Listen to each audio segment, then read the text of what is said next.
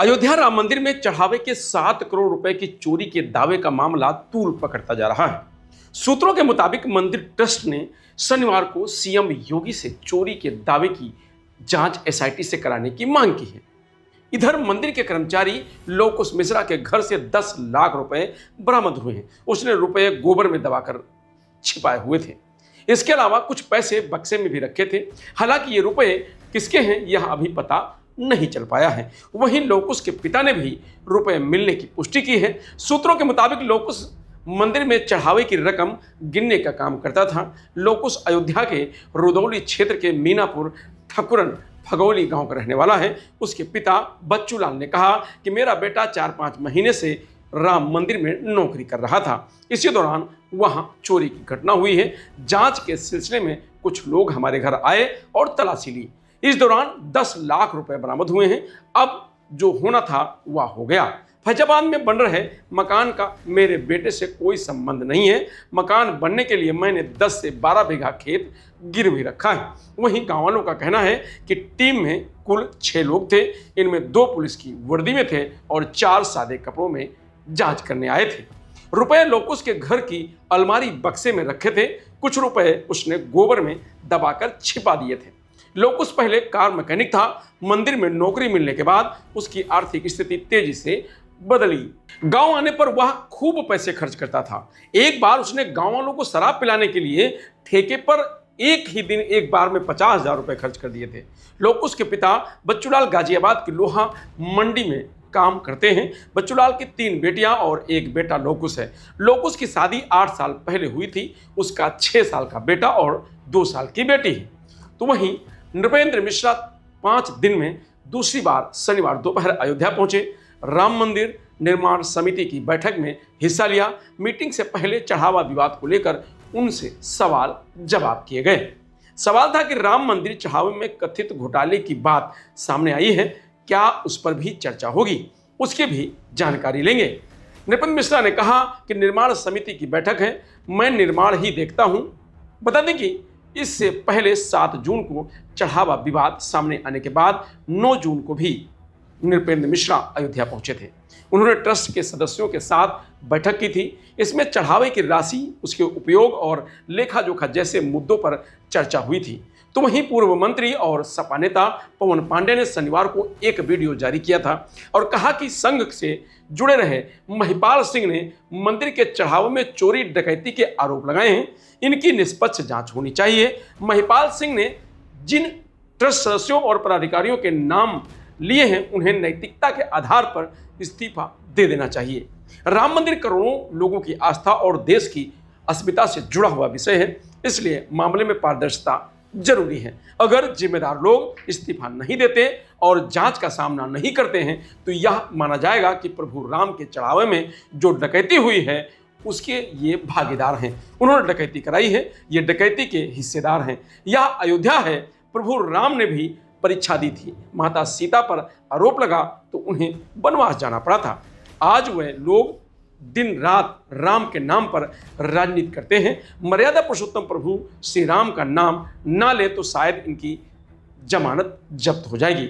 24 घंटे राम राम करते हैं तो राम के आदर्शों को अपने जीवन में भी उतार ले तो बेहतर होगा। बता दें कि मंदिर के चढ़ावे की चोरी के दावे को लेकर इलाहाबाद हाईकोर्ट की लखनऊ खंडपीठ में शुक्रवार को जनहित याचिका यानी PIL दाखिल की गई है। स्थानीय अधिवक्ता मोहित अग्रवाल ने याचिका दायर की है। इसमें चोरी के दावे की जांच CBI से कराने की मांग की गई है। साथ ही चढ़ावे का ऑडिट नियंत्रक एवं महालेखा प्रशिक्षक से कराने की मांग की गई है। याचिका पर अगले सप्ताह सुनवाई हो सकती है। गौरतलब है कि सपा सरकार में मंत्री रहे पवन पांडे ने रविवार 7 जून को दावा किया था कि राम मंदिर से 5 से 7.5 करोड़ रुपए तक की चोरी की गई है। अखिलेश ने भी कहा था कि मामले पर सरकार की चुप्पी संदिग्ध है, कोर्ट को मामला देखना चाहिए। चंपत राय ने सफाई दी थी कि अभी तक ऐसी कोई भी बात सामने नहीं आई है। विवाद बढ़ा तो भाजपा नेता डॉक्टर रजनीश सिंह ने भी 9 जून को प्रधानमंत्री नरेंद्र मोदी को लेटर लिखकर CBI जांच की मांग की।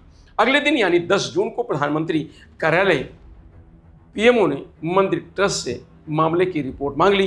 पूर्व अकाउंट इंचार्ज ने कहा था कि चोरी की शिकायत चंपत राय से किया तो उन्होंने हमें नौकरी से हटा दिया।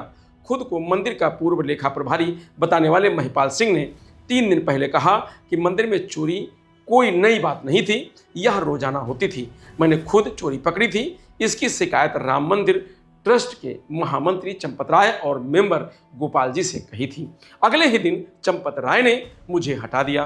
उन्होंने कहा कि मंदिर में लगे सीसीटीवी कैमरों की 8 महीने पुरानी फुटेज डिलीट करवा दी गई है। चंपत राम मंदिर परिसर की व्यवस्थाओं में मनमानी चलाते हैं। अगर कोई विरोध करता है तो उसे हटा दिया जाता है। इस बीच जब मैं मंदिर में तैनात था तब चढ़ावे में आने वाले सोने चांदी के आभूषणों और बर्तनों का कहीं कोई रिकॉर्ड नहीं था। ये कहाँ जमा होते थे यह सिर्फ चंपत राय और टिन्नू ही जानते थे। मुझे ऑडिट का काम आता था, इसलिए आरएसएस ने कोटे से हमें अयोध्या मंदिर में तैनात किया था। उन्होंने कहा कि राम मंदिर के समर्पण निधि अभियान के दौरान मैं डिपोजिट था। मेरे अंडर करीब 50 डिपोजिटर काम करते थे। इसके बावजूद मंदिर में लेन देन और चढ़ावे और बैंक को जमा करने से जुड़े पत्राचार पर मेरे हस्ताक्षर तक नहीं कराए जाते थे। इस संबंध में जब मैंने चंपत राय से बात की तो वे कोई जवाब नहीं देते थे। अयोध्या के भाजपा नेता डॉक्टर रजनीश सिंह ने प्रधानमंत्री नरेंद्र मोदी को 2 बार लेटर लिखा है। पहला पत्र उन्होंने 9 जून को भेजा था। इसमें उन्होंने लिखा कि राम मंदिर करोड़ों श्रद्धालुओं की आस्था का केंद्र है। ऐसे में चढ़ावे, दान और मंदिर प्रशासन से जुड़ी किसी भी आरोप या विवाद में पूरी पारदर्शिता होना जरूरी है। उन्होंने कहा कि अगर लगाए गए आरोप गलत हैं तो जांच के जरिए सच्चाई सामने आनी चाहिए। इसके लिए किसी स्वतंत्र और उच्च स्तरीय एजेंसी जैसे सीबीआई या ईडी से निष्पक्ष जांच कराई जाए। इसके बाद 11 जून को डॉक्टर रजनीश सिंह ने प्रधानमंत्री को दूसरा लेटर लिखा। इसमें उन्होंने 6 मांगे रखी हैं।